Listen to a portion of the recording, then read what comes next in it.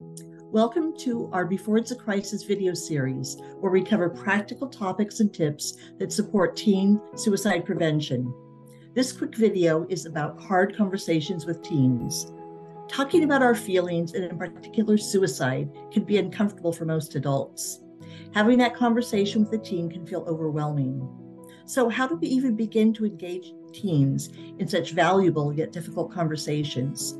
To start, do not wait for them to come to you, especially if you sense they may be struggling or seem sad, anxious, or depressed.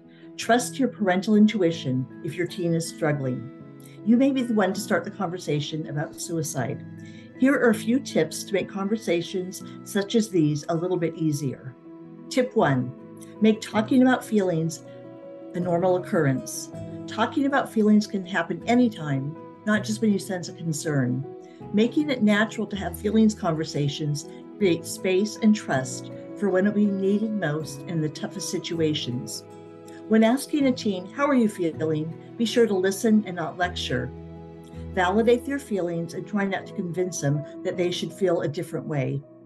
Keep the conversation on the youth, not on your own feelings. And most importantly, be authentic, consistent, and calm, no matter what you hear. Tip 2, don't be afraid to ask about suicide. It's a common misconception that asking about suicidal feelings will in some way plant the seed in a youth's mind and cause them to attempt suicide. In fact, the opposite is true. Addressing the topic of suicide in a non-judgmental way lets them know that you care and that you take their emotions seriously. Having thoughts about suicide may be scary, but that's okay. When the thoughts are constant, overwhelming, and hopelessness occurs, a safety plan may need to be in place. It's okay to ask, have you ever felt depressed, bad, sad, angry enough that you've thought about suicide, ending your life and dying? And if the answer is yes, it's important to ask follow-up questions to understand how or when or if they have a plan to act on their thoughts and feelings. If the answer is yes, it's time to seek professional help. Contact your child's pediatrician, primary care provider to identify next steps for your child.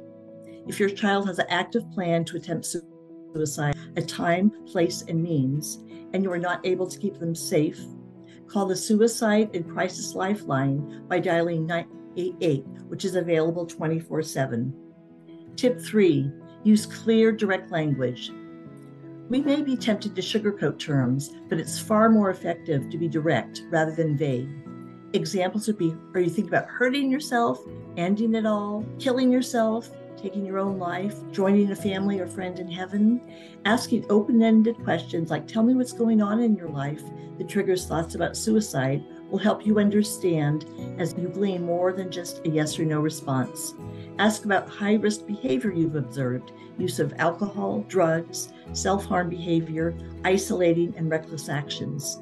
Avoid asking leading questions that imply you have a desired answer in mind, such as, you aren't thinking about suicide, are you?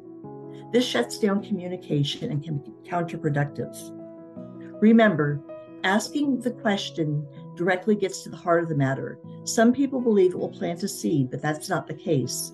Asking direct questions opens the door to honest conversations.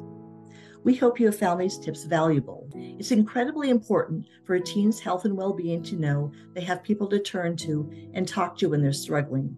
Let them know that you are always here to talk, even about the hard stuff. And if it's too uncomfortable for them, help identify and encourage them to talk to other trusted adults for support, like other family members, parents of a close friend, a neighbor, a teacher, or a school counselor. For more suicide prevention topics and tips, visit our Before It's a Crisis page at nexusfamilyhealing.org/before crisis.